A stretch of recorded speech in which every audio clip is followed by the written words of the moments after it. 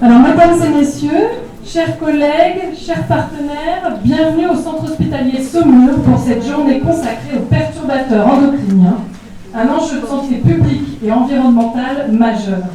Nous sommes fiers d'accueillir aujourd'hui le docteur Odile Bacot, gynécologue, autrice de plusieurs ouvrages, dont Les perturbateurs endocriniens, la guerre est déclarée, chroniqueuse santé, soit une experte reconnue dans la lutte contre les perturbateurs endocriniens, qui nous apportera lors de la conférence qui va suivre son éclairage pour mieux en comprendre les dangers.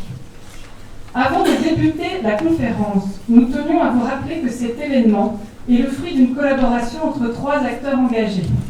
SES Environnement, c'est Saumur Environnement Santé, porté par 3 retraités, dont la représentante prendra la parole juste après moi, la CPTS Grand Saumurois et le centre hospitalier de Saumur. Et la CPTS est représentée par Émile qui va aussi vous dire un petit mot. Ensemble, nous avons souhaité proposer une journée riche et accessible à tous, combinant conférences, ateliers et stands pour mieux comprendre les perturbateurs endocriniens et leurs impacts sur notre santé et notre environnement. Je vais donc de suite laisser la parole au co-porteur avant de la reprendre pour conclure. Dominique, c'est à toi.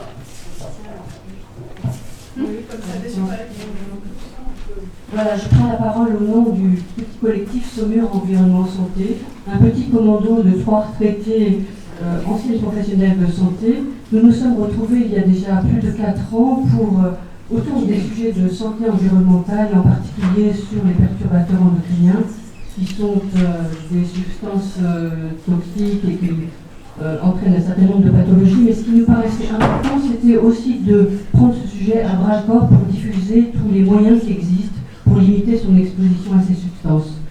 Voilà, nous avons donc choisi de développer différentes actions. On s'est inscrite dans le cadre de la stratégie nationale sur les perturbateurs endocriniens qui existe depuis 2014 et dont l'objectif est de limiter l'exposition de la population aux substances de type perturbateur endocrinien.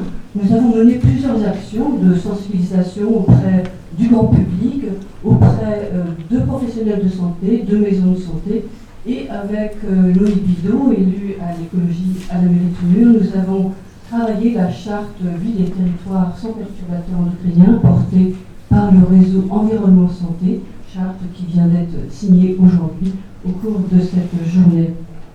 Nous avons donc mené différentes actions et puis à un moment donné, le projet a germé dans la tête de Brigitte.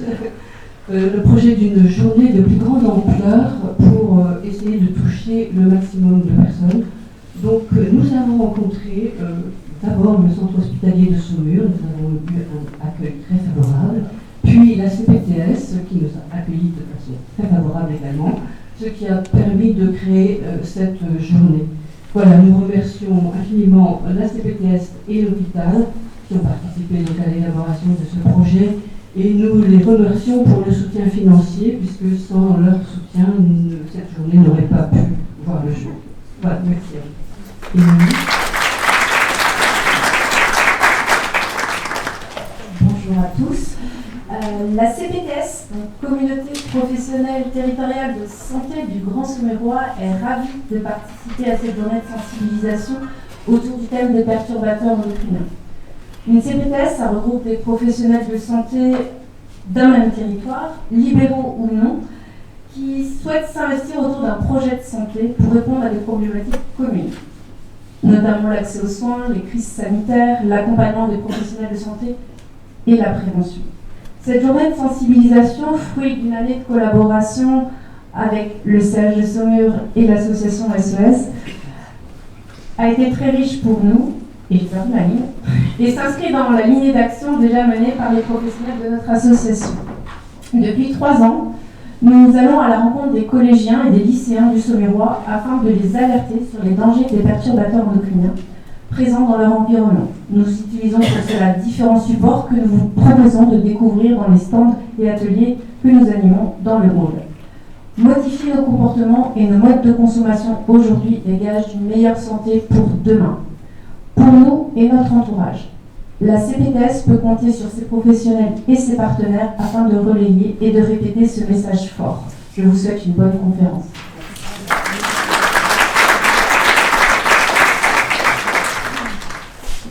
Alors, Alors, il était tout à fait naturel pour le centre hospitalier de Saumur de devenir coporteur de ce projet, puisque depuis 3 ans, l'hôpital de Saumur s'est engagé fortement dans la santé environnementale, notamment au niveau de sa maternité, à travers des campagnes de prévention, en s'engageant dans les 1000 premiers jours, en travaillant sur ses éco-soins, en travaillant sur ses produits d'hygiène, en étant une des premières maternités de la région à donner des couches écologiques produites en circuit court à ses nouveau-nés pour éviter les irritations de leur jeune peau.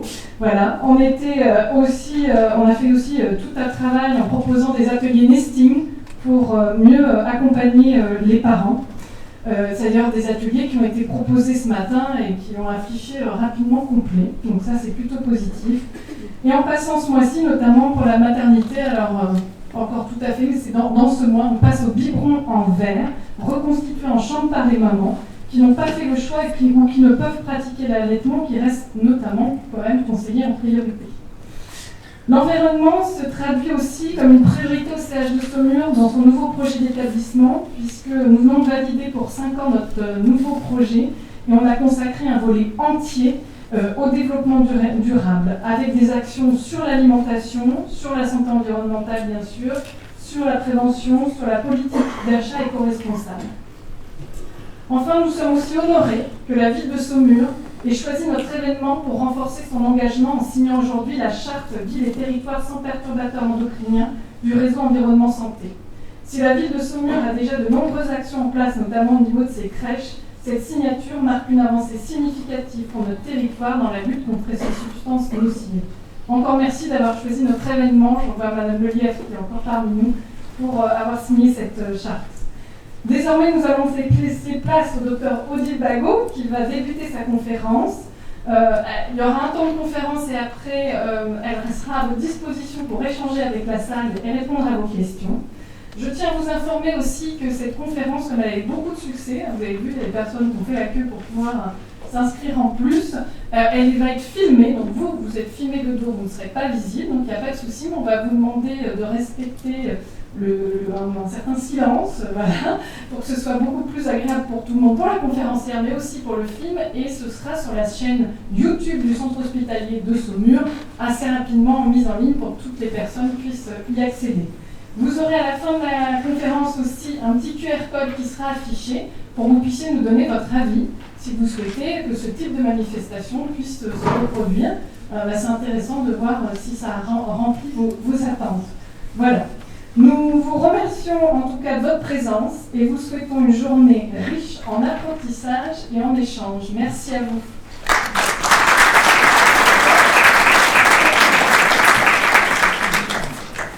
Bonjour à tous, merci à Elodie pour son accueil et puis à 3 super nanas que j'ai découvertes par visioconférence quand on a préparé tout ça, qui sont Brigitte, Caroline et Dominique. Voilà.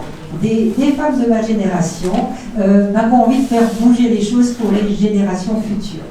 Alors ces générations futures, vous savez qu'elles sont en danger. Elles sont en danger, entre autres, en raison des perturbateurs endocriniens.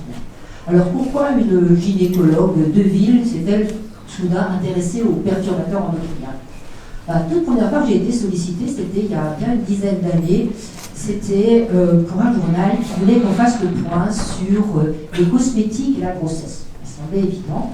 Donc j'ai commencé à travailler sur cosmétiques et les grossesses. Je me suis dit, tiens, il y a quand même pas mal de trucs un peu flippants dans cette affaire-là. Puis ensuite, on m'a demandé d'aller en parler dans une grande manifestation bio à Fribourg, et j'ai continué à me documenter, et au fur et à mesure, à tirer le fil de cette pelote, je me suis dit, mais c'est énorme.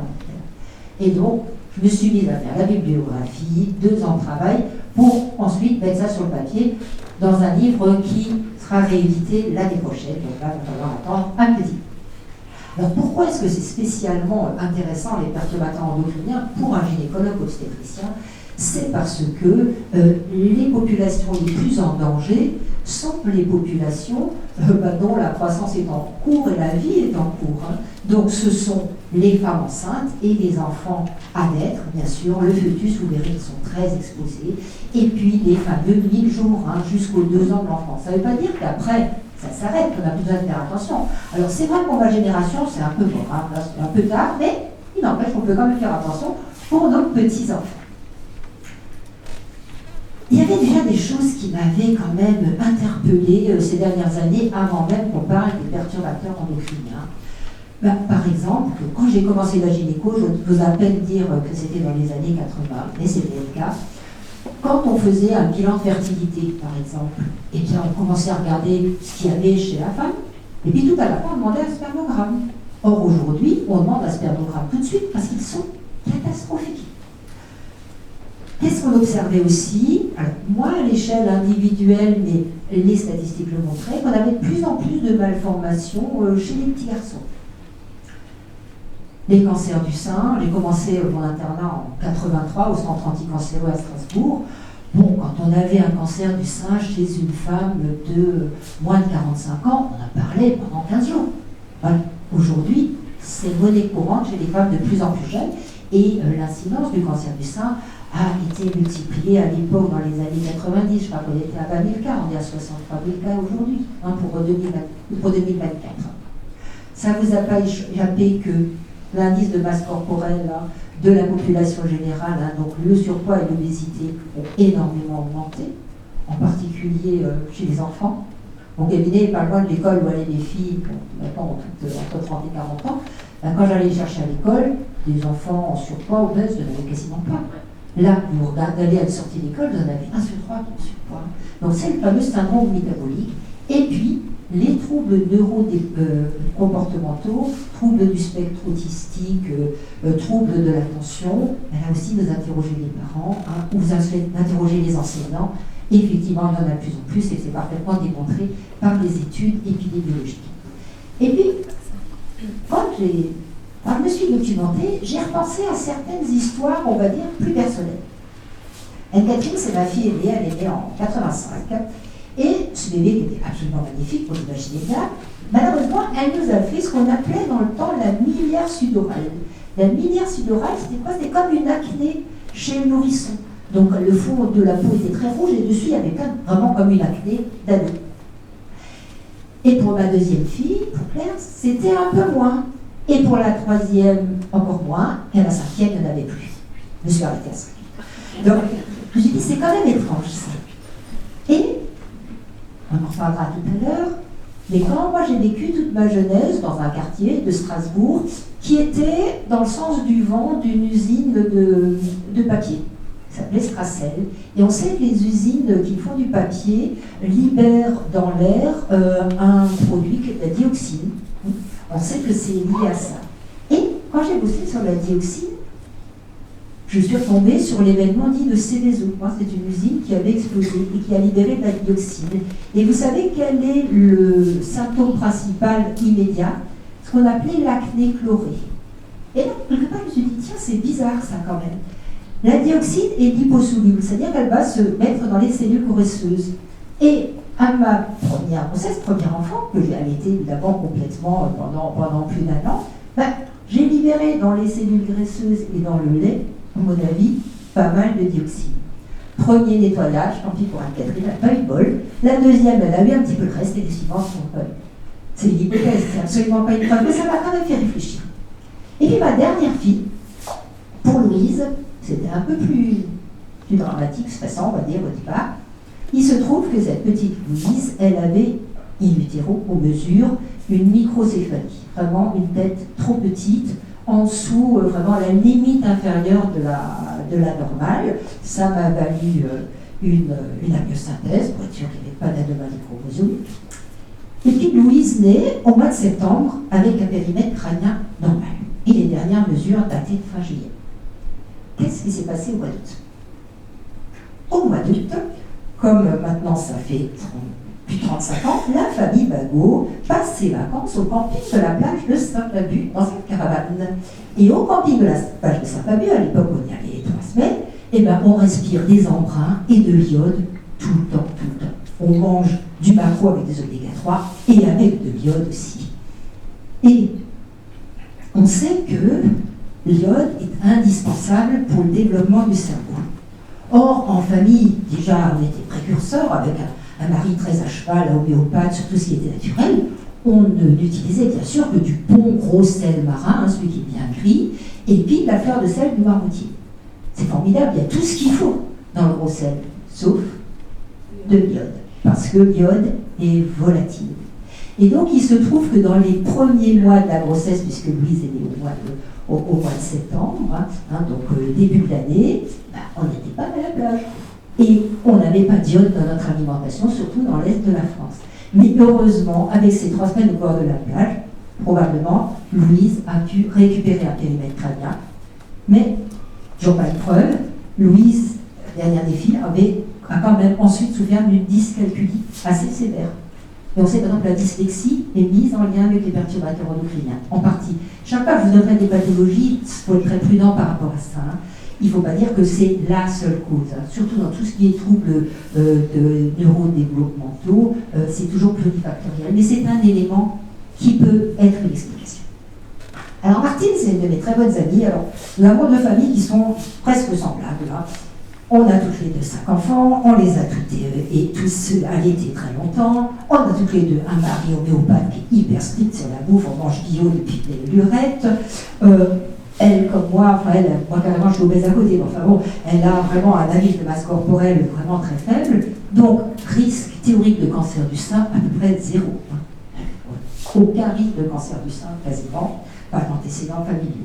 Et à 48 ans, mon amie Martine fait un cancer du sein. Et en y réfléchissant, Martine est la fille, ils sont nés dans l'Est, mais d'un viticulteur des Pays de Loire. Et dans les années 50, les phytosanitaires, on y allait vraiment de manière décomplexée, c'est le moins qu'on puisse dire. Et vous verrez, quand on parlera du cancer du sein, il ne faut pas chercher la cause il y a 2 ans, il faut la chercher dans la petite enfance, voire in utero. Et alors, mon anecdote préférée, je l'appelle Superman. Je vous avais dit que le spermogramme n'était pas terrible ces derniers temps. Et bon, il y a peut-être déjà une petite dizaine d'années, bilan de fertilité, et je reçois un spermogramme, mais alors absolument fantastique. Là, je dis, il faut absolument que je vois le mec, c'est pas possible, ça fait 10 ans que j'en ai pas vu un spermogramme possible. Bon, je convoque le couple, parce qu'il faut toujours le faire pour donner des résultats de cette offre-là. Je le convoque, et puis j'ai dit, oh monsieur, vous avez un spermogramme, bon, on peut respect, enfin bien. Est-ce que vous pouvez me dire comment vous vivez? Et il disait, voilà, c'était le fils de garde forestier, ils ont toujours vécu dans la nature, de manière très simple, ils fument pas, et voilà. C'est pas une preuve, mais c'était quand même un indice. Donc voilà toutes les petites choses qui m'ont mis la puce à l'oreille. Si on veut étudier les perturbateurs endocriniens, il faut savoir qu'il faut avoir une vision très très large, parce que va falloir s'intéresser à la chimie, à la biologie, l'épidémiologie, c'est-à-dire l'étude des maladies dans une population et des causes possibles, bien sûr les pathologies et quand même le droit, parce que il faut de la réglementation par rapport à ça. Là, je vous ai mis 3 ouvrages vraiment de référence parce que c'est des gens qui ont beaucoup travaillé là-dessus. Donc André Cicolella, qui fait partie du réseau Environnement Santé, travaillé sur le cancer du sein. Il y a l'origine de l'interdiction des bisphénols, quand même, André Cicolella. Barbara Demenex, qui est professeure au Muséum d'Histoire Naturelle, qui s'intéresse plus à tout ce qui concerne le cerveau. Et il y a quelques années, je ne sais pas si vous l'avez vu, parce que ça fait pas mal de bruit, sur Arte, il y a eu une émission qui s'appelait Demain tous crétins. Ah bah c'est elle. C'est pas elle qui est crétin, mais c'est elle qui est derrière. Voilà. Et puis Denis Caro est un médecin, journaliste et médecin du travail, Rémi Slalma est un épidémiologiste, qui ont fait le point aussi sur le sujet. Alors comment on a découvert les perturbateurs endocriniens? Est-ce que vous pensez bien que moi, quand j'ai commencé médecine en 77, on n'en avait jamais entendu parler. Et même quand j'ai commencé mon internat dans les années 80. Alors ce sont vraiment aux zoologistes qu'on doit la découverte. Et ces zoologistes, ils observaient un certain nombre de choses. Le pigargue à tête blanche, est-ce que vous savez ce que c'est? Voilà, ça ressemble à un aigle, mais ce n'est pas un aigle, mais c'est l'emblème des États-Unis. C'est l'emblème des États-Unis. Et Rachel Carlson, qui est une zoologiste des années 60, elle a écrit un livre qui s'appelait Le Printemps silencieux, parce que cette femme avait remarqué que les oiseaux ne chantaient plus dans son temps. Les oiseaux ne chantaient plus. Elle a été voir ce qui se passait, et en fait, c'est qu'il y avait des anomalies au niveau des œufs. Et donc, la population d'oiseaux avait diminué. Et comme ça pouvait concerner le pigargue à tête blanche, eh bien, elle a pu faire pousser un petit peu les études. D'autres observations, par exemple sur les alligators du lac Apopka. Alors là, c'est des observations de Théo Colbron qui, elle, s'est rendue compte que les alligators, il y avait des baisses de fertilité, il y avait des anomalies génitales. De même pour les ours polaires, ce qui est intéressant pour les ours polaires, parce que bon, le lac Apopka, il y avait des usines autour. Mais bon, sur la banquise, il n'y a pas d'usine. Hein. Si ce n'est que les perturbateurs endocriniens ne connaissent pas de frontières. Hein. Et la banquise qu'ils font gentiment, c'est comme si on mettait des glaçons avec les perturbateurs endocriniens dans notre eau tous les jours. Hein. Et donc, les malheureuses ours polaires qui en plus sont gras vont stocker des perturbateurs endocriniens, ce qu'on appelle des polluants organiques persistants, les fameux POP. Et tout ça, ça va être largué. Et eux ont perdu la fertilité, ils ont des tout petits zizis, ils ont une cryptorchidie, enfin bref, c'est pas top. Les chats de Minamata, ça c'est un scandale des années 60, où en fait il y a une usine à relâcher du méthylmercure, et les chats sont devenus complètement fous. Ils allaient se jeter à l'eau, un chat qui n'aime pas l'eau, c'est qu'il peut vraiment avoir un problème. Et donc on a vu que les chats se jetaient dans l'eau, et ensuite on a eu malheureusement beaucoup d'anomalies neurologiques chez les bébés qui sont nés dans la suite. Donc les zoologistes, ils ont vu tout ça. Ils ont vu tout ça et ils sont arrivés, mais plus dans les années 90, à se dire, bon, les perturbateurs endocriniens, c'est donc une substance de synthèse ou naturelle, et plus rarement naturelle, maintenant il y a beaucoup de synthèse, hein, qui mime ou perturbe l'action des hormones dans le règne animal. C'est une première définition qui est déjà très bonne. Et Theo Colbron, avec cette intuition qu'elle a eue, elle a réuni des experts de différentes spécialités. Ce que je vous disais, il faut regarder un petit peu toutes les sciences qui vont se poser, qui vont réfléchir là-dessus. Et donc cet appel de Wingspread, c'est Paul Biscotti, en 91, vraiment pu affirmer avec certitude qu'un grand nombre de produits chimiques de synthèse et quelques composés naturels sont carrément capables de dérégler, avant c'était interférer, le système endocrinien des animaux, y compris celui de l'homme. Donc ça c'était 90. Ensuite, il fallait attendre les années 2000, puis une réévaluation en 2012. Donc c'est tous les 10 ans qu'on se repose la question. Et là, c'est l'OMS qui effectivement reconnaît que ces substances peuvent interférer avec non seulement le fonctionnement des gens, des personnes touchées aujourd'hui, mais les descendants.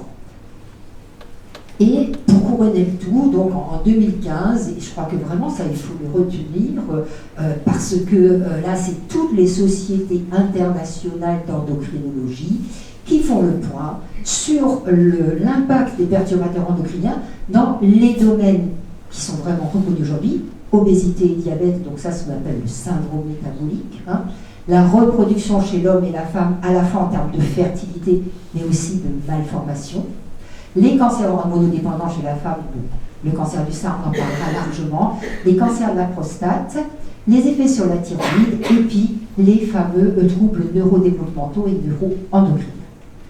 Alors malheureusement, les gynécologues, ils ont à leur actif ce terrible scandale du Distilbène. Hein.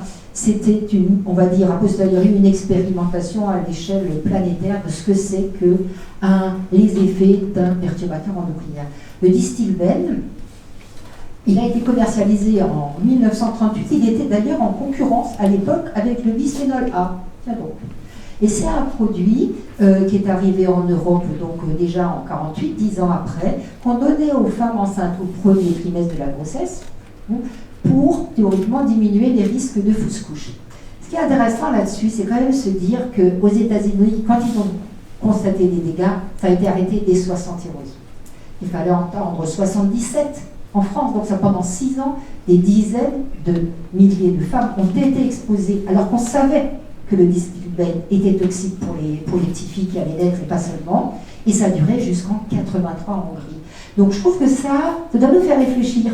Hein, quand on a des lanceurs d'alerte, quand on nous dit attention, ça peut être dangereux, si on l'arrête dans un pays, il faudrait que ce soit arrêté immédiatement partout. Et là, les Hongroises, vous vous rendez compte, elles ont encore été exposées pendant de très nombreuses années, pendant plus de 10 ans, au Distilbène. Alors qu'est-ce qu'on a remarqué chez les femmes qui ont pris du Distilbène pendant la grossesse? Pour les femmes elles-mêmes, hein, donc les mères qui ont pris une petite augmentation de risque de cancer du sein.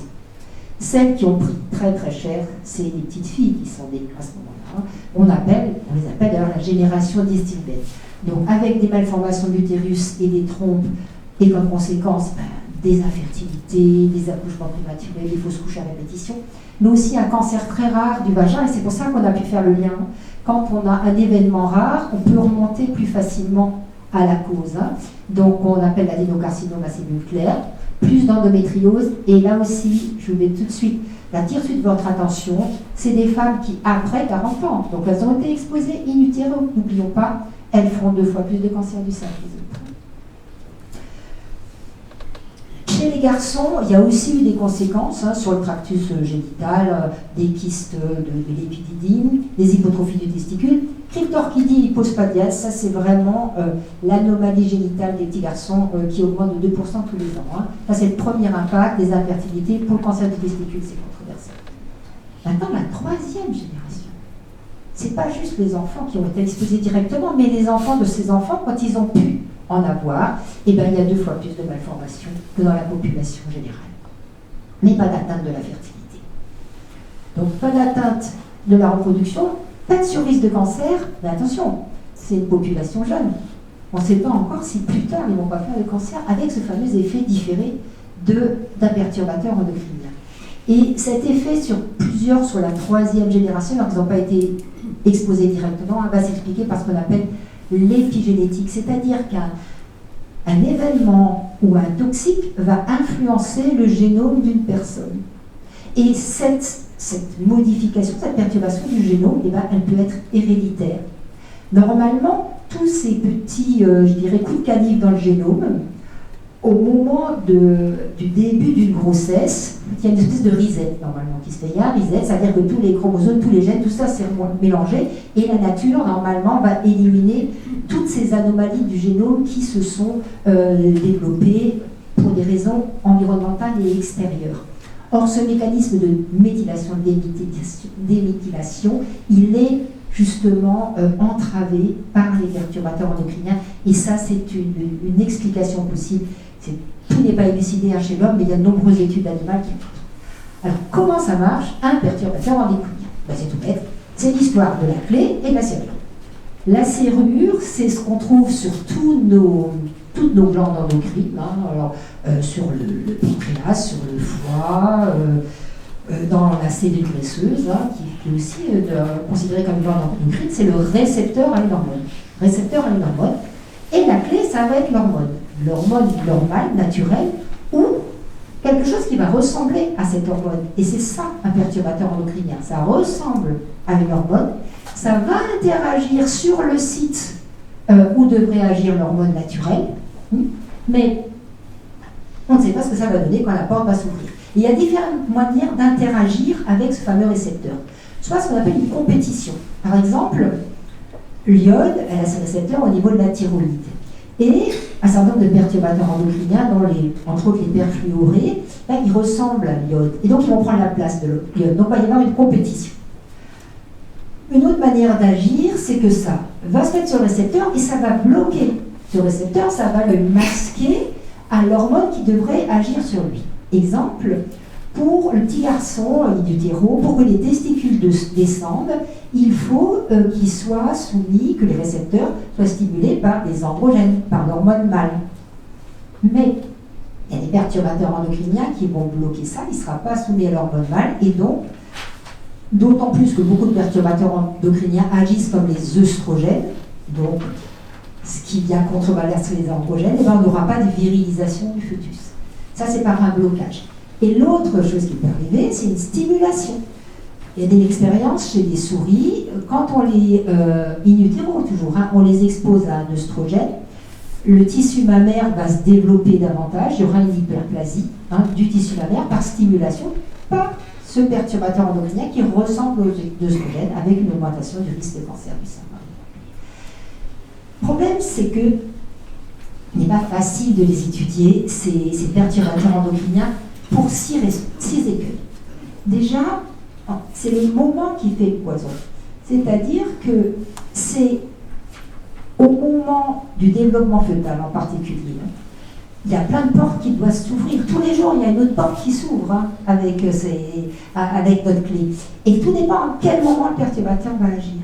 Puisque toutes les femmes enceintes, par exemple, sont soumises à l'époque au bisphénol, mais tous les petits garçons ne vont pas naître avec une cryptorchidie. Donc là, ça nous demande de raisonner autrement, puisque ce n'est pas proportionnel en plus à la dose. On connaît l'effet toxique.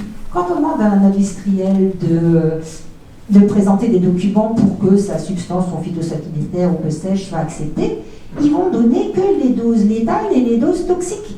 Donc toujours la dose la plus haute dont on va voir le résultat. Mais notre problème, c'est que c'est à toute petite dose que ça agit et ça agit pas tout de suite.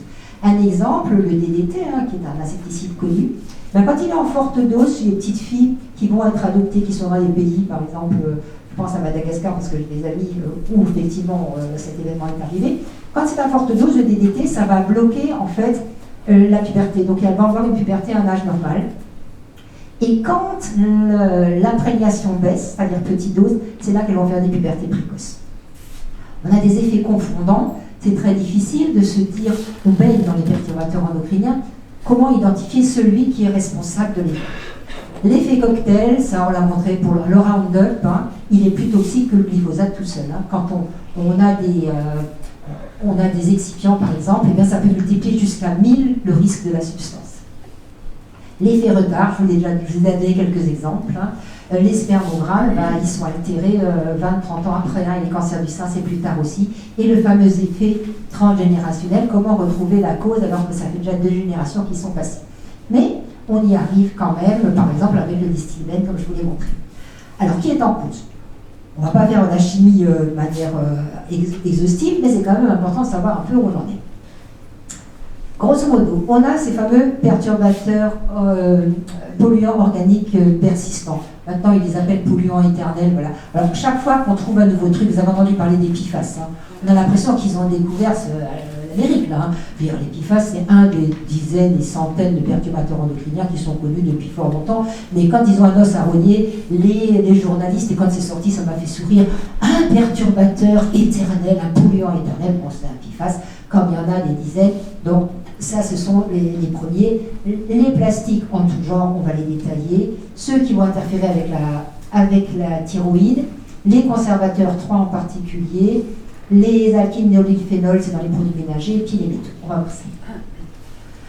Ce qu'il faut savoir, c'est que, quel qu'il soit, je vous ai mis là les noms des molécules, on ne va pas les détailler, ça va agir quasiment sur tous les sites, ça va agir sur le syndrome métabolique, ça va agir sur le sein, sur la fertilité. Donc, les polluants organiques persistants, le PCB, c'était des produits formidables. C'est des fluides, ils sont insolubles, ininflammables. Donc ça allait dans plein de machines en tout genre. Ça a été interdit dans les années 70, mais vous en trouvez encore des tonnes au Groenland qui n'attend qu'une chose, c'est de se déverser. Et tous ces polluants organiques persistants, vous allez les trouver dans l'eau, dans l'air, dans la chaîne alimentaire, vous ne pouvez pas y couper. La dioxine, donc les fameuses, dans les usines d'incinération, mais aussi c'était l'agent orange au Vietnam, donc vous en avez entendu parler. Et là, le professeur Charles Sultan, qui m'a fait l'honneur de dédicacer mon livre d'ailleurs, a beaucoup, écouté et accompagné les femmes qui ont été soumises à l'agent orange, puisqu'elles-mêmes ont eu des cancers du sein et que leur descendance a été touchée par pas mal de malformations. On va le retrouver partout, ça a une incidence sur tout. Alors, les pesticides, le DDT, ça pose quand même une question éthique. Vous dire, c'est pas si simple que ça. Le DDT, dans les pays impaludés, où il y a beaucoup de moustiques et du paludisme, ils utilisent le DDT pour avoir moins de moustiques. Et le palud, ça fait quand même 500 000 morts par an. Mais ils ne sont pas chez nous, on ne les voit pas. Et donc là, la question éthique, c'est, je dirais, toujours l'éternel débat entre Kant, qui a une éthique déontologique, c'est dire, voilà, le devoir, c'est de respecter la nature, de ne pas intoxiquer les gens. Ok, ça peut nous concerner quand on réfléchit, nous, pour notre manière de vivre, les perturbateurs endocriniens, si on pouvait les éliminer complètement, ce serait bien. Et d'un autre côté, on a plutôt les éthiques dites conséquentialistes, c'est-à-dire c'est Bentham, qui dit le plus grand bonheur pour le plus grand nombre. Je dirais, est-ce qu'on continue à mettre du DDT pour sauver des vies du paludisme? La solution, ce serait de trouver autre chose que le DDT, je suis d'accord avec vous, mais voilà, c'est pas toujours simple cette affaire-là. Les fameux PFAS, on en a parlé, je vous les détaillerai, c'est tout ce qui est imperméabilisant, tout ce qui permet que ce soit glissant, les déperlants, les poils, etc. Les plastiques, le bisphénol A, il a été interdit, et je vous ferai un petit peu la saga du bisphénol A, mais il faut dire une chose, quand il y a une substance qui est interdite, et ceci là pour d'autres substances, Déjà, par exemple, pour le glyphosate, vous savez que tous les ans, la Commission européenne, elle met encore 50 plus, d'accord. C'est juste le temps qu'il faut aux industriels pour trouver une molécule qui va remplacer, pour laquelle il faudra de nouveau 15-20 ans pour montrer qu'elle est toxique. Donc pour le bisphénol A, ok, il n'y en a plus, enfin il en reste, quand on regarde, on fait des dosages chez les femmes en France, elles ont toutes encore du bisphénol A dans les urines, ou voilà, on peut doser dans les cheveux aussi. Maintenant, il y a du bisphénol F qui arrive et il n'y a pas de raison qu'il n'ait pas les mêmes effets, sauf qu'il faudra de nouveau du temps pour le démontrer. Les phtalates, c'est formidable parce que voilà, ça va de l'état gazeux, c'est des parfums, à du super solide pour faire des encadrements de fenêtres et les fameux perfluorés. Alors quand même, c'est intéressant de voir comment ça fonctionne quand on essaie d'interdire une substance perturbateur endocrine. Donc en 2009, le réseau Environnement Santé, il lance l'alerte sur les bisphénols A et très rapidement quand même, la France est suivie de quelques mois, un mois d'après par la Commission européenne, pour interdire les biberons au bisphénol A et les contenants alimentaires pour les moins de 3 ans. Ça va, à mon avis, ils y sont allés doucement, mais quand même, bon, 6 ans après, on remarquerait, la France va interdire la fabrication, l'importation, l'exportation des contenants alimentaires avec du bisphénol A. Alors là, en Cocorico, on est super content, sauf qu'il y a un paquet d'exceptions. Les bouilloires, les bols mixeurs, les fontaines à eau, toutes les canalisations qui sont en cours, les cuves, que ce soit pour le vin, pour le lait ou que sais-je, les composites, les collateurs, là-dedans, il reste du bisphénol. Alors les phtalates, alors je trouve cette photo absolument terrifiante, parce que les phtalates, ça va faire tous les tubulures. Alors il y en a maintenant sans phtalates, il y a des hôpitaux, alors je ne sais pas si vous allez le demander, hôpital sans perturbateur endocrinien, ça demande sacré investissement, c'est vrai, mais il y a un label maintenant. Tout ça, ce petit prématuré, tout ce qui coule maintenant, ça va lui ramener des phtalates. On va les trouver donc dans tout ce qui est plastifiant et dans les parfums en particulier et dans une foultitude d'objets du quotidien avec les malformations connues, génitales, neurologiques, syndrome métabolique. Ça joue vraiment sur tout. Alors les perturbateurs thyroïdiens, c'est intéressant parce qu'on a une explication tout à fait chimique de la chose. Ce sont 3 ions, le brome, le fluor et le chlore, qui vont venir en compétition avec l'iode. Et l'iode, c'est quand même le médiateur principal pendant la grossesse pour le développement du cerveau, le l'iode et la thyroïde. Et on en comprend vite pourquoi. Sur le tableau périodique des éléments de Mendeleïev, vous avez l'iode ici, et dans la même colonne, vous avez le brome, le chlore et le fluor, qu'on va trouver, par exemple, le brome dans les retardateurs de flammes bromées.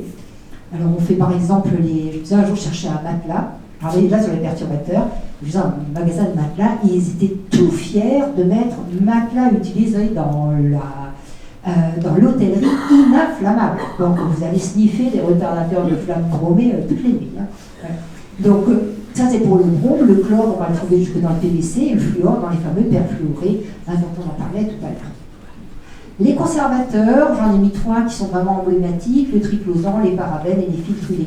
Les filtres UV, il faut savoir, c'est pas juste des filtres UV pour éviter d'attraper des coups de soleil, c'est des filtres UV pour que les substances dans leur contenant ne soient pas altérées par la lumière. C'est pas juste des produits solaires. On va les trouver bien sûr dans les cosmétiques. Alors pour le triclosan, il y a quand même quelque chose de très amusant. Est-ce que c'est dans la prochaine? Non, on va aller en arrière. Pour le ciel. Ça c'est pour les perturbateurs endocriniens, donc pour les parabènes. Alors les parabènes, ils sont encore interdits avec une limite de concentration. Mais cette histoire de limite de concentration, c'est se moquer du monde, puisqu'on sait que c'est les petites doses qui vont être plus toxiques en termes de perturbations endocriniennes. Et les parabènes, ils ressemblent vraiment beaucoup aux œstrogènes, donc c'est des œstrogènes-like. Ça a été parfaitement démontré chez l'animal que ça avait des effets perturbateurs endocriniens, mais ça reste quand même un conservateur antibactérien dans énormément de produits. En revanche, les parabènes et cancer du sein, il y a eu une polémique là-dessus. C'est pas parce qu'on va trouver des parabènes dans les cellules des cancers du sein que pour autant ça a démontré, ça ne veut pas dire que ça n'a pas influencé, mais ça a augmenté le risque de cancer du sein. Il y a eu quelques études contradictoires par rapport à ça. Alors le triclosan, ce qui est assez amusant, c'est le plus permis de le dire, c'est qu'on trouve dans énormément de produits d'hygiène. Alors ça a été interdit dans les savons, dans les hôpitaux avec lesquels on se lave les mains quand on est chirurgien, mais vous pouvez toujours le trouver dans votre dentifrice et dans votre gel de douche, c'est formidable. Alors, les filtres UV, je vous ai bien expliqué que, à la fois, c'est pour protéger de la lumière, la dégradation par la lumière, et on a quand même le problème des produits solaires. Donc, les filtres organiques, eux, sont largement suspectés d'être des perturbateurs endocriniens, ils vont passer dans le corps, etc. Et les autres, qui sont les filtres minéraux, c'est là qu'on trouve, sous les filtres minéraux, on trouve souvent des produits bio, solaires. Alors déjà, c'est pas évident à tartiner, on va me dire ce qui est, on ressemble un peu à un clown blanc après. Mais attention, plus on va affiner les particules pour que ce soit moins blanc, plus on a le risque des nanoparticules. Mais là, on est dans un autre domaine que les perturbateurs endocriniens, on en parlera. Les alkylphénols, tout ça, ça se trouve dans les produits ménagers essentiellement. Et toujours, alors, le nonylphénol, il est interdit à plus de 0,1% par litre. Ça, ils ont l'impression de faire des choses intelligentes, là. Et les métaux, il y a vraiment le problème du mercure, et celui des poissons gras, on en parlera tout à l'heure, qui à la fois vont concentrer tous les polluants, qui sont en fin de chaîne, les poissons gras, qui soient des polluants liposolubles, comme les polluants organiques persistants, qui sont en général liposolubles, ou le mercure. Et là, on a des belles études françaises en particulier sur le sujet. L'arsenic, à part pour empoisonner sa belle-mère, on en trouve essentiellement dans l'industrie. Le plomb, il y en a quand même beaucoup moins depuis qu'on n'a plus l'essence ou plus. Alors voilà, vous avez passé d'un côté chimie, qui est un peu le plus difficile, mais je crois que c'est important de comprendre un petit peu comment ça peut être multiple, les sources de perturbateurs endocriniens. Alors en biologie, on a différentes manières d'aborder la question. L'écotoxicologie, c'est ce qu'on fait, Théo Colbron et Rachel Carlson et Cicolella aussi. Regarde l'environnement, regarde où est-ce qu'on va trouver les toxiques et qu'est-ce qu'il en est. Ensuite, on a l'expérimentation animale in vivo. Alors ça, on a des modèles. Alors c'est vrai que ce qui se rapproche le plus de l'homme, c'est rare, comme ça. Et c'est facile, surtout c'est des populations faciles sur lesquelles on peut faire l'expérimentation assez facilement. Et beaucoup de réglementations, en fait, sont parties d'expérimentation animale où on a extrapolé parce que c'est très difficile d'avoir des bonnes études épidémiologiques. Il y a des essais in vitro, in silico, c'est à partir de calculs, et puis bien sûr l'épidémiologie. Alors voilà nos écotoxicologues les plus célèbres. Alors in vivo, on a déjà, je vous ai sorti quelques études, mais il y en a des dizaines et des dizaines d'études chez l'animal, parce que là c'est facile. Vous l'exposez à rien d'autre, vous lui donnez un perturbateur endocrinien, vous ne donnez pas à la population témoin, vous regardez ce que ça donne. Donc l'effet carcinogène du bisphénol A sur le sein chez le rat, ça a été démontré, et c'est ça qui a permis de l'interdire. Par exemple, c'était tellement évident. L'effet anti-androgénique, les phtalates, sur le développement et la virilisation du fœtus, parfaitement démontré aussi. Alors, in vitro, on prend des cellules et puis on regarde comment elles se développent et qu'est-ce qu'elles vont faire quand on ajoute un perturbateur endocrinien. Et là, par exemple, on a récolté des cellules prostatiques après l'opération de la prostate chez l'homme. On a mis des phtalates, pas prostatiques, des testiculaires, pardonnez-moi, et on s'est rendu compte qu'ils produisaient moins de testostérone. Et c'est bien notre problème de manque d'imprégnation androgénique, hormone mâle, des fœtus et peut-être même des hommes après. Ça, c'est notre question. Et alors, il y a une étude très amusante d'Anna Soto. Anna Soto, elle cherchait à montrer l'effet des œstrogènes sur des cellules mammaires.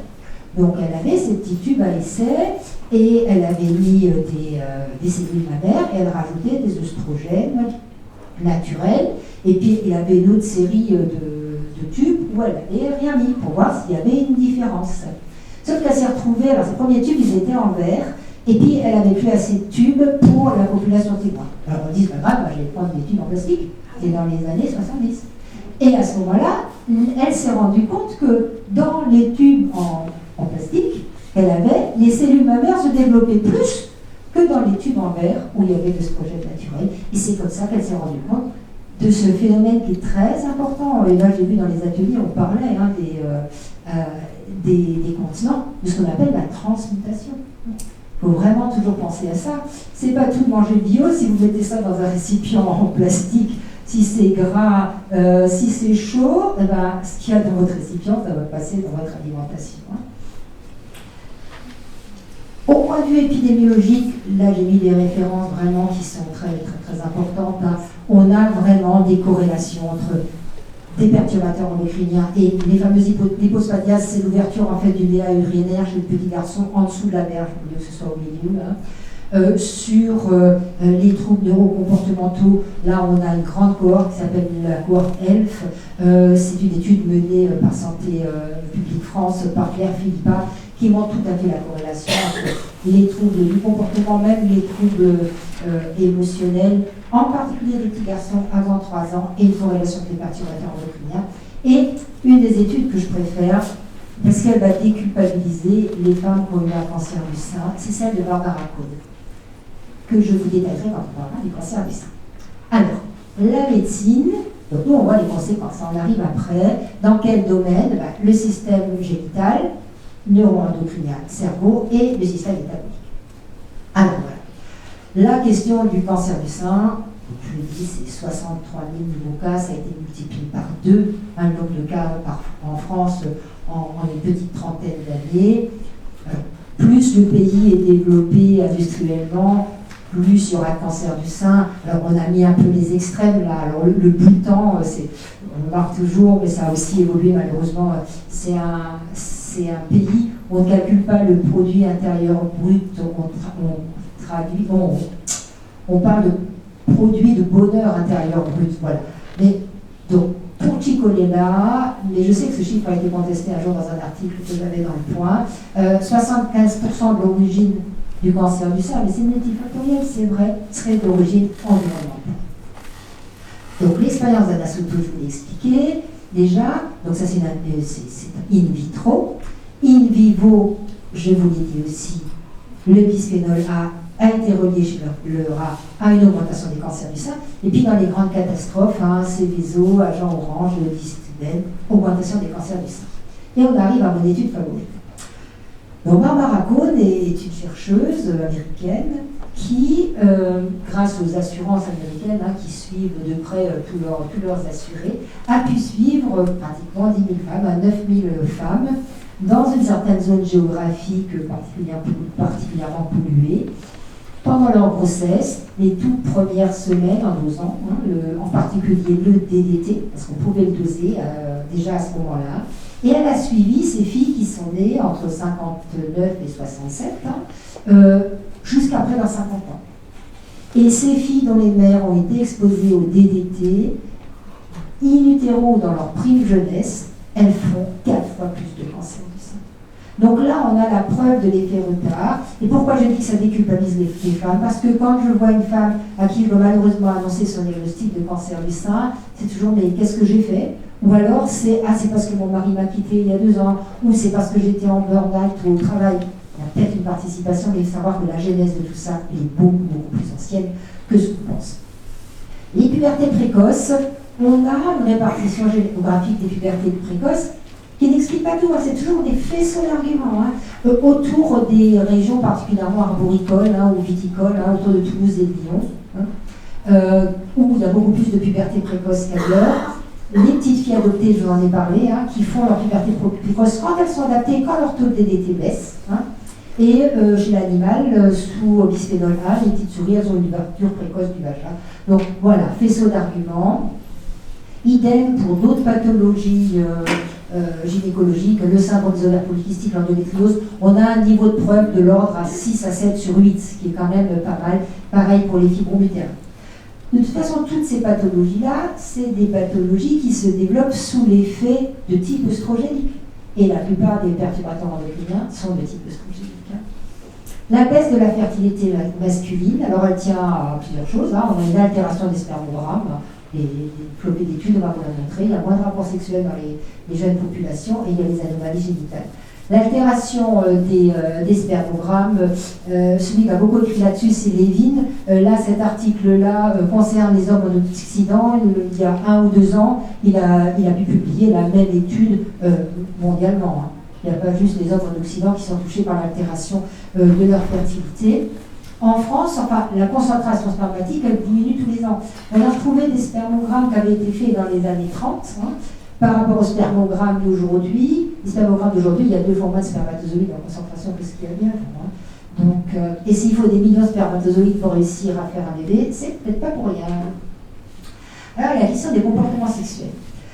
C'est un sujet tabou. C'est un sujet tabou, mais tout récemment, alors, on a vu chez l'animal que des souris exposées aux phtalates en particulier, eh ben, elles avaient des comportements sexuels qui étaient moins importants et moins signifiants, on va dire, et moins performants que quand ce n'était pas le cas. On l'a vu dans la faune sauvage, les huards mâles, qui sont une sorte de mouettes exposées au mercure, eh ben, ils écourtent les barrages amoureuses. Il y a des populations de mouettes qui, les femelles, elles abandonnent le nid, par exemple. Les rapprochements, je dirais, entre les espèces peuvent se faire de femelle à femelle ou de mâle à mâle. Voilà. Et on a une baisse du nombre de rapports sexuels dans l'espèce humaine. Il y a des études néerlandaises et anglaises qui l'ont montré. Et tout récemment, donc ça, c'est un certain nombre d'études qui ont montré que le nombre de rapports sexuels des couples jeunes, les 18-40 ans, pas les vieux comme nous, nous on est encore là-bas, voilà. Mais bon, c'est quand même surprenant, mais ça participe à la baisse de la fertilité des couples, je vais vous le dire. Et là, ça a été confirmé par le rapport sur alors il ne s'appelle pas comme ça s'appelle, la sexualité en France. Voilà. Donc voilà, c'est enquête sur la sexualité en France. C'est comme ça qu'est sorti l'enquête de Nathalie Bajos. Et là, le nom que j'ai mis, rapport sur les comportements sexuels en France, ça c'était le rapport précédent qui datait d'une dizaine d'années avant, a effectivement confirmé qu'il y a un rapport. Donc si on essaye, là, le président nous dit qu'il faut réarmer la France, il faut faire des bébés, etc. Mais si vous réfléchissez sur des choses simples qui expliquent la baisse de la fertilité, vous prenez l'âge des femmes, l'âge de la première grossesse, c'est après 30 ans maintenant. Donc la fertilité de la femme, elle a déjà baissé. Je vous ai parlé des spermogrammes qui sont catastrophiques. Les couples jeunes font même plus l'amour 1 fois par semaine. Les 2-3 jours fertiles, madame à la migraine, monsieur en déplacement, ils n'ont pas de bébé. Et on voit je vois des vraies infertilités, je dirais, sociologiques aujourd'hui. Sociologiques. Donc, se poser la question par rapport à ça. Les malformations génitales, donc c'est quand même ce qu'on avait vu au début chez l'animal, que ce soit les alligators ou les ours blancs. Donc une augmentation de 2,64% des cryptorchidis, donc les décicules qui ne sont pas descendus tous les ans, c'est énorme. Et là on a bien montré l'effet des phtalates et du paracétamol. Alors, le paracétamol, ça vaut quand même la peine. Ça fait longtemps qu'il y a des études in vivo, chez l'animal, qui montrent l'impact du paracétamol sur le développement génital des petits garçons, au point que, en 2021, 13 experts ont vraiment fait un appel en disant que l'utilisation de paracétamol pendant la grossesse pourrait altérer le développement fœtal et augmenter le risque de troubles neurodéveloppementaux, ainsi que du système reproductif et urogénital. Le paracétamol, on le donne par camion plein. Mais la HAS a dit, on n'a pas assez de preuves, on continue.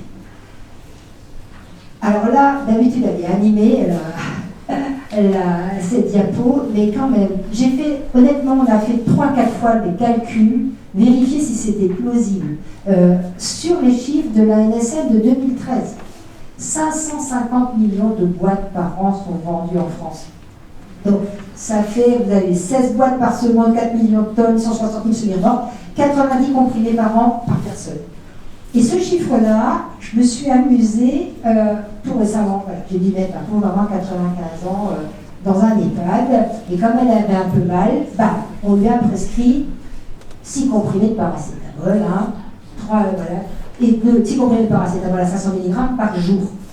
Eh bien, si elle avait suivi la prescription, parce qu'évidemment, elle n'en voulait pas, elle aurait mangé 2190 comprimés de paracétamol dans l'année. Donc c'est complètement plausible, ces 90 comprimés. C'est assez terrifiant. Voilà.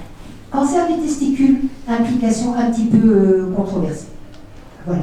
Le cancer de la prostate, alors je ne vais pas m'étendre dessus parce que il faut bien comprendre la différence entre perturbateur endocrinien et ce que je vous ai expliqué, la majeure partie de cet exposé, et effet cancérogène.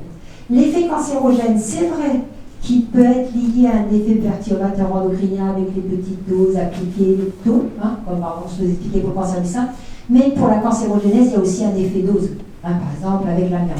Et dans le cancer de la prostate, on est plutôt dans un effet dose, mais ça a été reconnu par l'Institut national de veille sanitaire comme étant une pathologie à surveiller pour le moins, et c'est reconnu comme maladie professionnelle maintenant aux Antilles, hein, parce que c'est un phytosanitaire qu'on utilise dans les bananeries, hein, c'est un pesticide. Donc c'est la fameuse chlordécone, hein, et donc là on a quand même un rapport officiel qui fait le lien entre les deux. Mais c'est difficile d'obtenir ce genre de choses. Hein. Ouais. Le syndrome métabolique, hein, c'est obésité, diabète, hypertension, hypercholestérolémie, hein, c'est une épidémie mondiale aujourd'hui. Hein. Donc là, vous voyez que ça touche 15% de la population française, 33% pour l'obésité, 33% pour le surpoids.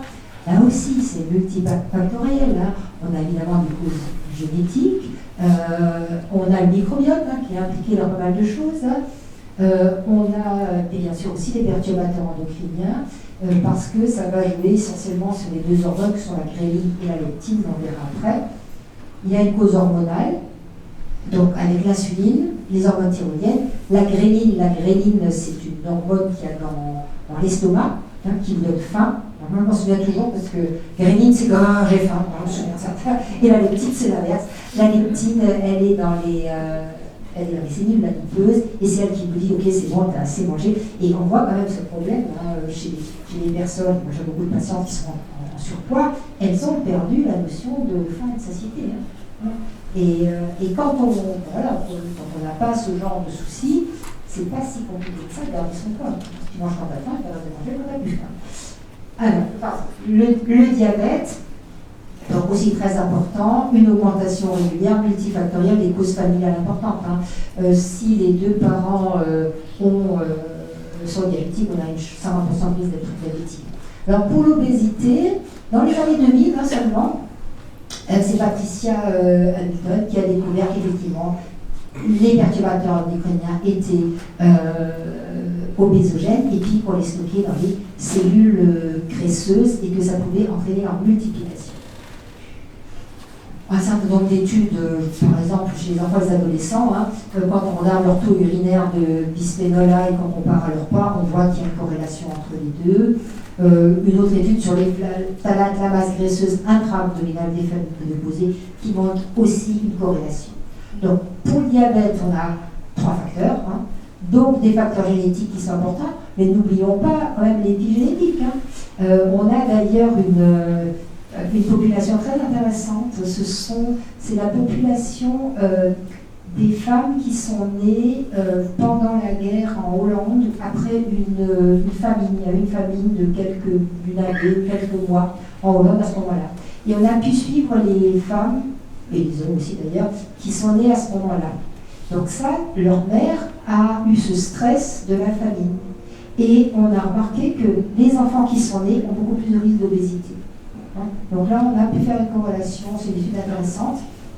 On a tous les phénomènes dits d'insulinorésistance, je ne vais pas rentrer dans le détail, et les facteurs environnementaux, le stress, la dépression, tout ça, ça va faire manger davantage et développer le diabète. On a des modèles animaux parfaitement démontrés chez la souris gestante. Hein.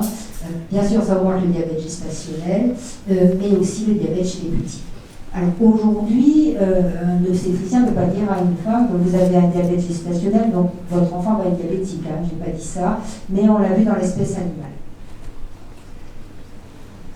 L'exposition à la dioxine, notamment chez les vétérans du Vietnam, augmente le risque de diabète. L'arsenic et le diabète aussi dans une enquête canadienne. Alors, la thyroïde et le cerveau. Vous savez que c'est indispensable d'avoir la thyroïde, d'avoir du iode hein, au XIXe siècle, quand il n'y avait pas d'iode, hein, parce qu'on n'avait pas la réfrigération qui permettait d'emmener le poisson jusque dans les montagnes suisses ou dans les Vosges, hein, où l'insulte dans l'Est, c'est traiter quelqu'un de crétin vosgien. C'était une réalité, hein, le crétinisme par manque d'iode, et sévissait effectivement dans les montagnes, on a reculé. Hein. Beaucoup de femmes sont carencées, on a des plus gros besoins pendant la grossesse, donc il faut absolument supplémenter. Je vous ai bien montré la concurrence avec le brome, le chlore et le fluor.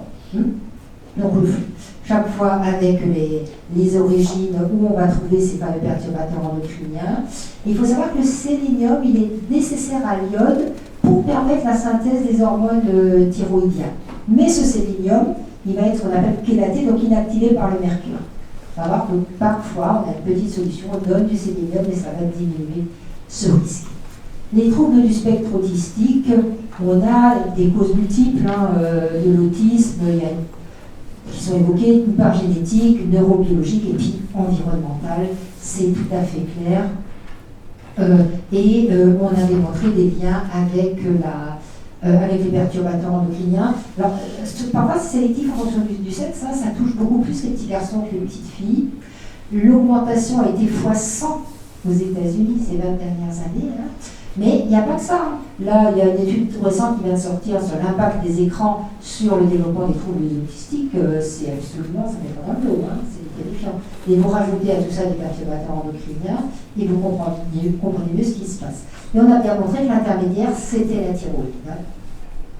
Pour les troubles de l'attention, c'est du même ordre. On a une croissance de 5% par an, par exemple de 2003 à 2011. Alors, on a là une étude très intéressante, c'est cette fameuse cohorte Eden, les déterminants pré- et postnatales du développement de la santé des enfants. 2000 femmes qui sont suivies. On essaie de faire des corrélations entre les taux urinaires pendant la grossesse d'un certain nombre de perturbateurs dont je vous ai parlé, et on l'a bien corrélé avec les troubles relationnels, anxieux, émotionnels et TDAH des enfants de 5 ans. Donc ça, c'est indéniable. Voilà, la question du QI. Demain, tous crétins. C'était ce que défendait Barbara Demenex sur une cohorte en fait, de conscrits finlandais où ils avaient fait un QI à un certain moment à cette population, je crois dans les 20 ans, les conscrits de 20 ans, et puis 10 ans après, ils reprennent les conscrits de 20 ans, puis ils voient que le QI est pas le même. Il faut quand même garder un petit peu de distance par rapport à ça, il faut voir même ce qu'on mesure. Les choses ont tellement évolué aujourd'hui que le QI traditionnel tel qu'on le mesure n'est peut-être plus aussi adapté.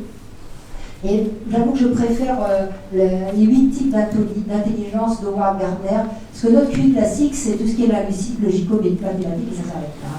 Je crois qu'il y a d'autres dimensions de l'individu, que ce soit au point de vue musical, vision spatiale, l'esthésie, la capacité de bouger, la relation avec la nature, la compréhension interpersonnelle, comment on se sent soi-même, et interpersonnelle entre les personnes et intrapersonnelle, font partie globalement d'une manière plus humaine, je dirais, de voir la personne que juste voir ses qualités de calcul ou de langage.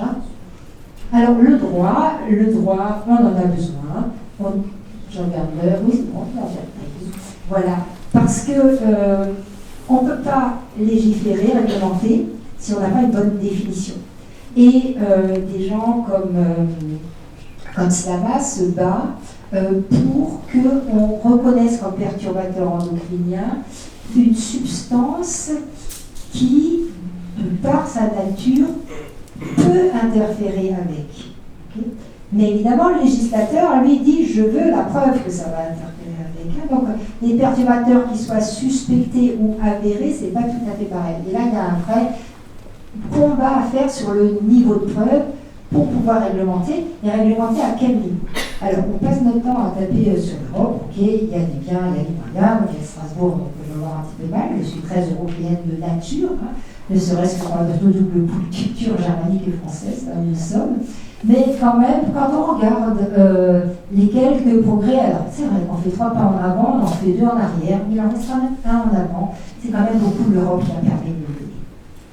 Alors, et qu'est-ce qu'on fait maintenant? Vous attendez depuis 1 heure? Non, peut-être 1 heure. Alors, première chose, on a air.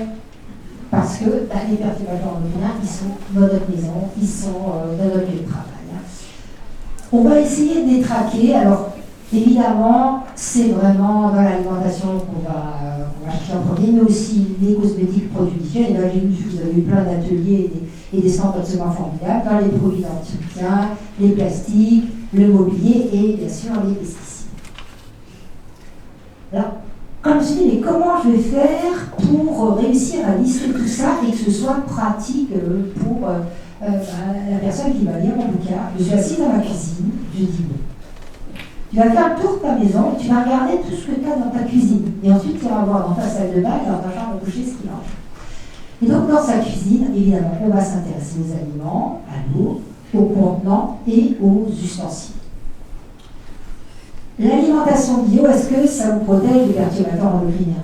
Évidemment non, il y en a toujours, mais il y en aura quand même moins qu'un produit qui va être traité, j'ai vu traiter les pommes autour de chez moi pendant le confinement, mais j'ai été vérifié, enfin, qui traite 20-30 fois quand on n'est pas en bio. Donc ça va au moins minimiser. Il ne faut pas non plus, quand vous sortez de cette conférence complètement déprimée, on ne peut pas vivre sous une cloche. On peut essayer de faire de notre mieux pour essayer de diminuer le risque. C'est déjà pareil. Il faut être un peu plus vigilant quand on voit ça. Les aliments les plus contaminés, c'est les herbes aromatiques. Donc ça, il faut les prendre en bio.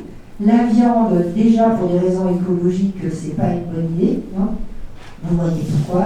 Et pour votre santé non plus. Et en quantité modérée, pourquoi ça vient de sortir. Les Français mangent moins de viande, ils seraient grands. Pour les légumes, pensez à les éplucher, évidemment, puisqu'il y a beaucoup de concentration de produits phytosanitaires dans la peau. On peut les faire tremper dans une solution de bicarbonate. Alors, j'ai vu une étude, une japonaise, qui fait tremper dans une jatte. Moi, je fais systématiquement, comme là, je reviens de vacances, il faut pas faire le produit bio, de faire tremper dans une jatte avec, je crois, 1 litre et demi d'eau. Je mets mes fruits ou mes légumes, je mets 3 cuillères à soupe de bicarbonate. Bon, il faut bien rincer après, parce que ça vient quand même. Voilà, on peut cuisiner la viande, ça va faire partir aussi un certain nombre de cochonneries qui sont dans les aliments bio. Alors pour les poissons, moi je vous ai dit un petit peu le problème, c'est qu'on va avoir des bons oméga, mais on va avoir des polluants persistants dedans.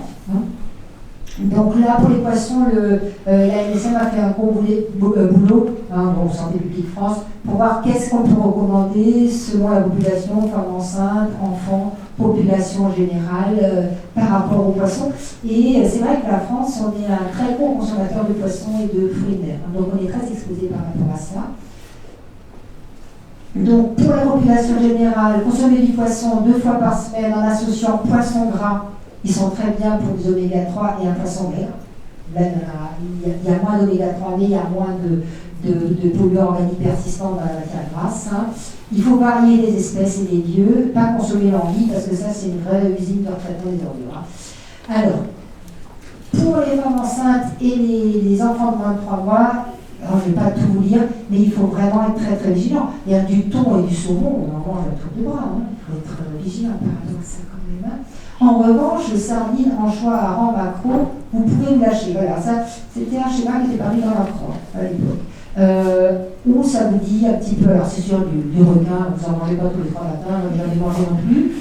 Du thon, ça par contre on le fait beaucoup plus souvent. Le saumon aussi. Alors, les poissons blancs, c'est bien, mais vous n'aurez pas les bonnes graisses, donc jetez-vous, voilà, faites comme moi, allez pêcher le maquereau à Saint-Pabu tous les étés, et puis on mange matin, midi et soir, on ne peut plus. Enfin, mais c'est ça. Alors, à la qualité d'eau.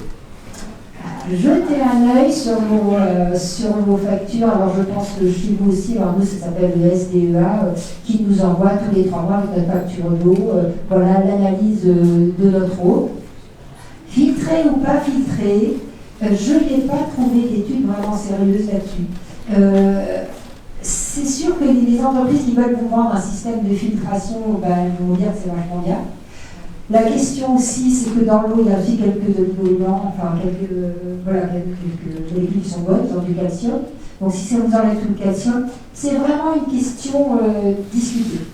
Les recommandations, en tout cas Santé publique France aujourd'hui, c'est qu'il n'y a pas lieu de filtrer son eau. Ça se discute en fonction des systèmes de filtration, ils sont assez nombreux. Le problème des eaux minérales et embouteillées, alors c'est plus des bouteilles d'eau plastique, c'est plus du bisphénol bien sûr, mais ça s'appelle les PET. Le problème c'est que le PET sous l'effet de la chaleur et donc du stockage, ça va passer quand même dans l'eau. Donc c'est un vrai souci. Les bouteilles en verre, c'est très lourd. Alors il y a des endroits, là, chez ma fille à Lille, alors on lui dit, bon, c'est une bouteille d'eau en verre, et puis on vient le rechercher, c'est pas mal ça. Ça coûte, il est vrai. Maintenant, le verre, il faut qu'il soit consigné et réutilisé, parce que c'est aussi très énergivore de faire du verre. Ou alors d'avoir une eau du robinet qui soit de la meilleure qualité possible. Les contenants. Alors, il faut virer vos vieux Tupperware, d'accord. Je crois qu'il y a une chose que les gens retiennent en général quand ils m'ont entendu.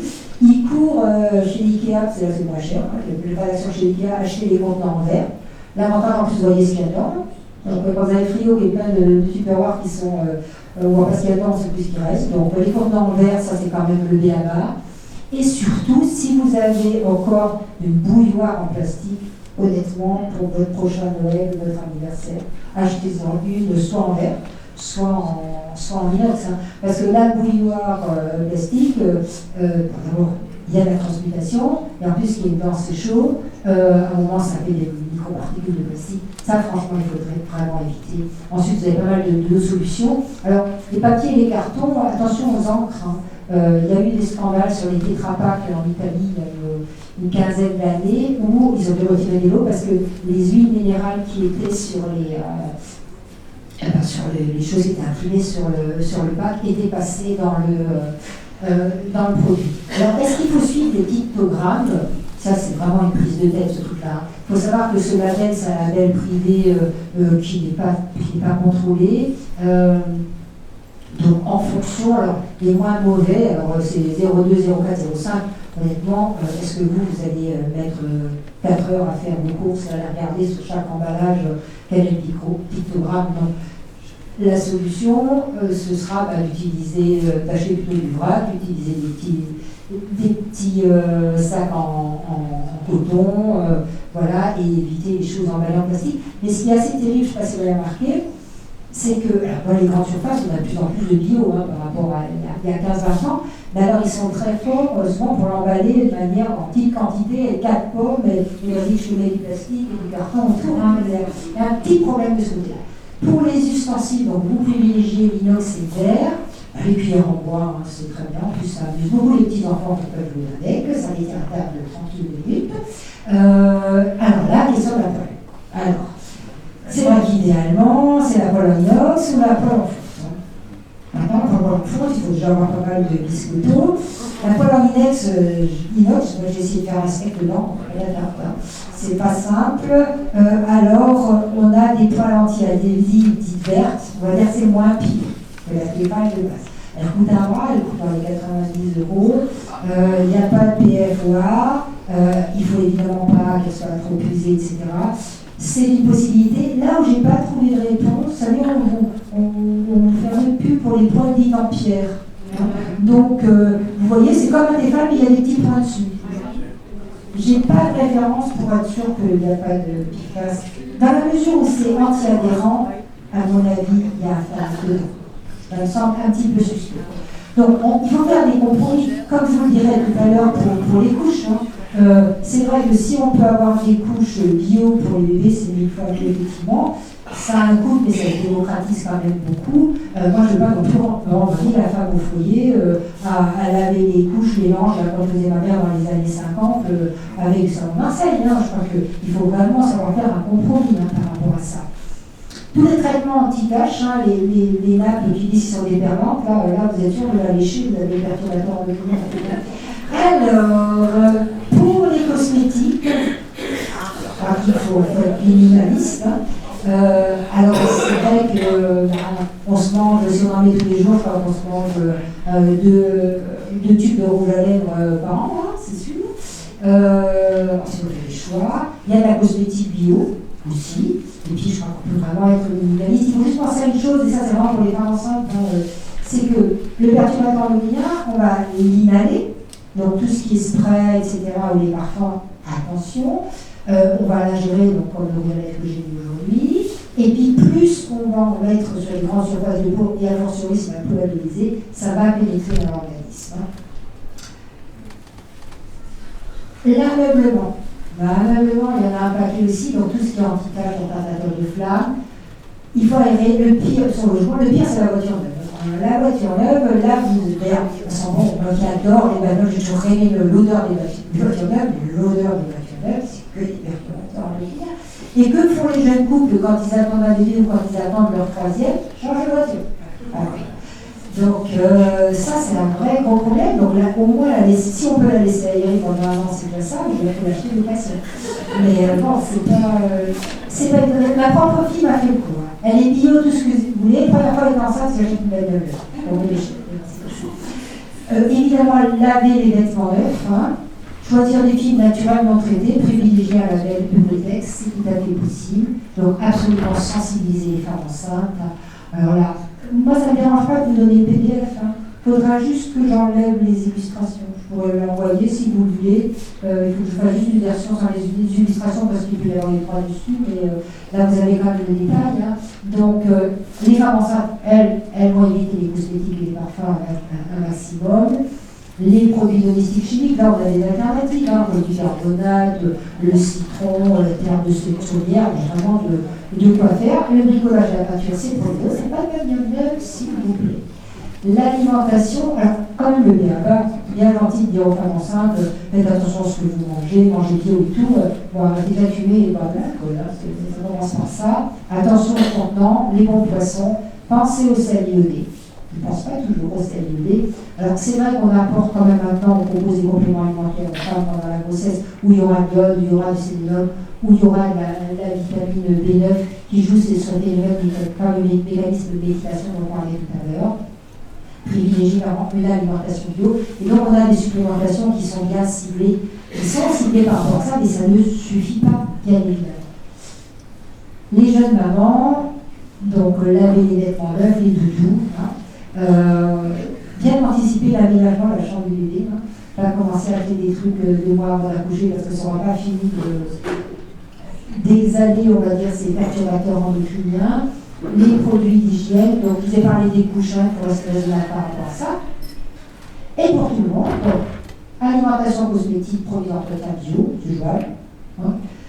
Les contenants sont plastiques, c'est pas très compliqué. Aérer, choisir si possible des matériaux naturels et évidemment laver toujours ses vêtements neufs.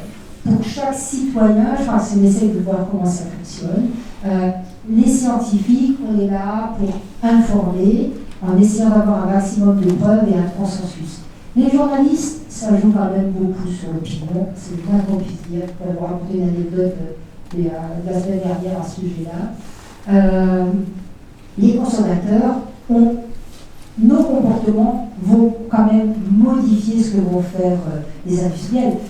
Quand à Pléneuf Saint-André, à Pléneuf en vacances à Saint-Papus, donc en Bretagne, dans le temps, quand on cherchait le rayon bio ou le Leclerc, il n'y avait rien dans le temps. Maintenant, quand même, dans les grandes surfaces, on a quand même des rayons bio et des choses quand même avancent tout doucement par rapport à ça. Et bien, le citoyen, on a quand même une arme dont il faut se servir et qui est redoutable, qui s'appelle une carte d'électeur, voilà. Et nos politiques ont le devoir et le pouvoir de réglementer. Les messages clés, la perfection n'est pas de ce monde, mais si vous êtes là, c'est que vous vous sentez concerné. Nous, à titre de professionnel, on a notre boulot à faire et d'informer. Donc, on doit informer sur une foultitude de choses aujourd'hui. À titre individuel et collectif, on a des choses à faire. Alors, j'essaie de vous expliquer sans trop culpabiliser, on fait au mieux. Mais attention, femmes enceintes, enfants de 23 ans, soyez très, très, très vigilants. Je vous remercie.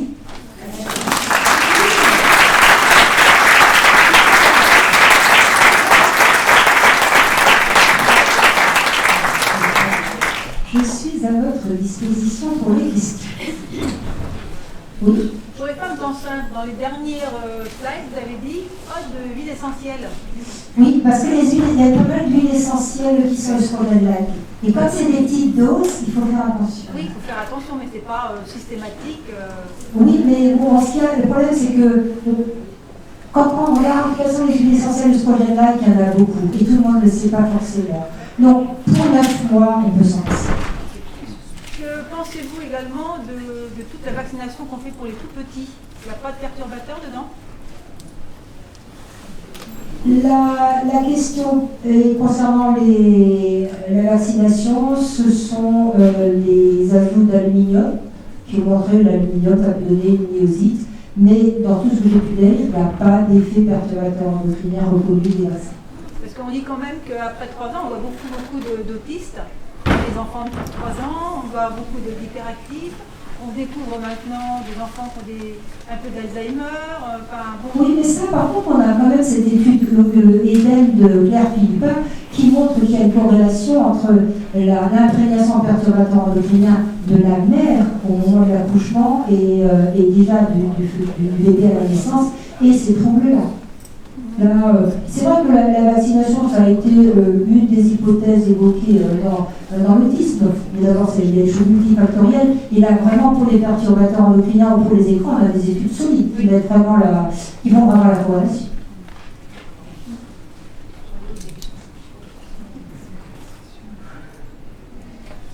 Autre question.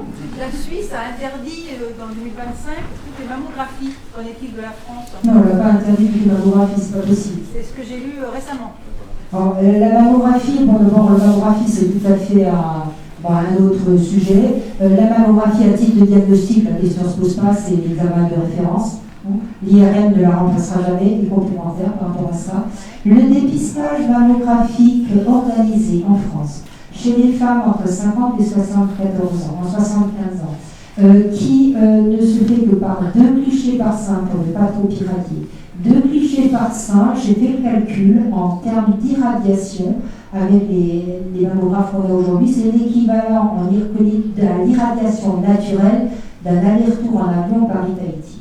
Donc ça fait quand même pas beaucoup en irradiation. En revanche, le Bas-Rhin, qui a été le premier département à mettre en place ce dépistage organisé en 88, a absolument pu mesurer la diminution de la mortalité par cancer du sein parce qu'on dépiste des tumeurs avant qu'elles soient palpées. Et une tumeur de moins d'1 centimètre découverte par hasard à la mammo a quasiment plus de 95% de guérison. Donc la question se pose. Il faut regarder dans les détails ce que font les Suisses. De toute façon, les Suisses, c'est pas toute la Suisse, c'est pas possible puisque eux, ils légifèrent par canton. Mais elle n'est pas interdite. Entièrement, c'est pas possible. Maintenant, les stratégies de dépistage peuvent varier. La palpation et l'autopalpation est un très bon dépistage. Il y a des pays d'Amérique du Sud qui n'ont pas recours au mammographe, qui ont, par exemple, formé des femmes aveugles pour développer leur toucher pour la palpation. On a aussi des chiens qui peuvent faire des diagnostics pour la prostate et tout ça. Mais pour l'instant, on n'est pas à une échelle de dépistage organisé.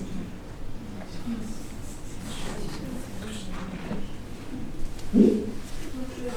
Justement, tout le monde est impacté et en magazine, des perturbateurs endocriniens. Oui. Qu'est-ce qu'on peut faire pour s'en débarrasser? Non, justement. Oui, c'est bien ça. La seule petite chose qu'on fait, donc, c'est chez les femmes enceintes, alors on peut se supplémenter en iode. Ça, c'est important, puisque plus on va apporter de iode, moins on va avoir de compétition avec les gros bloqueurs de fluor. Donc ça, l'apport en iode, éventuellement l'apport en sélénium. Donc il faut vraiment, on ne peut pas s'en débarrasser. Et il y a des gens de labo qui vont dire, voilà, je vous vends tel produit qui vous débarrasse du perturbateur endocriniens, c'est faux. C'est normal. On ne peut pas. Il faut essayer de s'en protéger le mieux qu'on peut, et surtout quand on est plus jeune. Oui. Dans les actions à faire à la tour, j'ai vu que les poussières emmagasinaient beaucoup de polluants, notamment les phtalates. Du coup, c'était pas dans les préconisations de choses à faire pour lutter contre cette exposition. Oui, alors, je n'ai pas mis là-dedans, c'est-à-dire que quand je fais le détail des perturbateurs endocriniens, j'ai mis les sols, donc c'est dans les poussières. Et donc le bébé qui est par terre et qui touche, bon, il faut nettoyer chez soi et puis il faut aérer. Mais effectivement, quand je dis les sols, c'est aussi bien sûr les poussières, je suis pas d'accord. Oui. Remplacer les produits ménagers, est-ce que la microfibre est une solution? Bien sûr. Oui. C'est écologique, vous avez juste l'eau, c'est très bien. Oui. Alors il y a une qui recommande pour les femmes enceintes de toujours utiliser des gants pour pas avoir un contact direct avec les produits. Donc autant utiliser des produits qui sont pas toxiques aussi. Oui. Alors par contre, je ne sais pas. Ah, cette question, ça je sais qu'elle vient toujours, donc j'ai la réponse. Alors, la pilule, déjà, contrairement à alors, effectivement, au sens radical du terme, elle va changer votre fonctionnement endocrinien, puisqu'elle va bloquer votre ovulation à la pilule. La différence par rapport aux perturbateurs endocriniens, c'est qu'on a du recul. C'est-à-dire qu'on a des études sur de nombreuses années, on peut mesurer l'impact de la pilule. Donc là, les dernières études, en particulier de Marc Estier, qui est un épidémiologiste qui travaille surtout sur le cancer du sein à l'hôpital de Saint-Louis, Qu'est-ce qu'il a réussi à démontrer? Que la pilule augmente légèrement, la pilule, quand on parle de pilule, je dis bien œstroprogestative, hein, les deux, augmente légèrement le risque de cancer du sein chez les femmes après 40 ans. Or, après 40 ans, on ne donne plus des œstroprogestatifs, déjà on donne des progestatifs. La pilule diminue le risque de cancer de l'ovaire, diminue le risque de cancer de l'endomètre et diminue le risque de cancer du côlon. Donc ça n'agit pas comme un perturbateur endocrinien et vu les études et le recul, on n'a pas tout ça.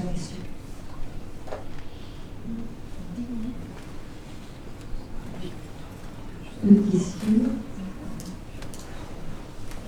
Voilà, donc j'espère que vous n'allez pas partir complètement déprimé de la conférence. C'est pas le but du jeu, mais parfois il faut regarder les choses en face.